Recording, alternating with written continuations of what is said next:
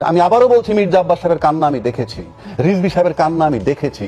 তারপরে যখন দায়িত্বশীল লোক বলে জুলাই আন্দোলনটা কি, বহু দায়িত্বশীল লোকে বলছেন। আমি আর যাই হোক, আমি তো এটা মানতে পারতেছি না। যদি বলেন আপনি না মানলে, ইয়েস কারেক্ট, আমি না মানলে কি, I have got 2/3 majority, I don't bother anybody, number 1। Number 2 হচ্ছে, আমি 3টা সরকারের কথা এখন বলবো। যদি বলেন সম্পূর্ণ সাংবিধানিক সরকার কে ছিল, অনির্বাচিত জনসমর্থিত সরকার ছিল আমাদের ইউনূস সাহেব। কথাটা বুঝলেন? অনির্বাচিত জনসমর্থিত অসাংবিধানিক সরকার ইউনূস, নির্বাচিত অসাংবিধানিক সরকার বর্তমান সরকার। নির্বাচিত কিন্তু অসাংবিধানিক। যদি একটা কথা মানে যে হ্যাঁ ইউনূস সাহেব যেভাবে সংবিধান চালাইছে তার সংবিধান মোতাবেক আমরা নির্বাচিত, ইট ইজ কারেক্ট, আপনি এখন বলতে পারেন সংবিধান মতে, আপনি পুরো অযৌক্তিক ভাবে বলছেন। এইবার আসেন, একমাত্র সাংবিধানিক সরকার ছিল শেখ হাসিনা।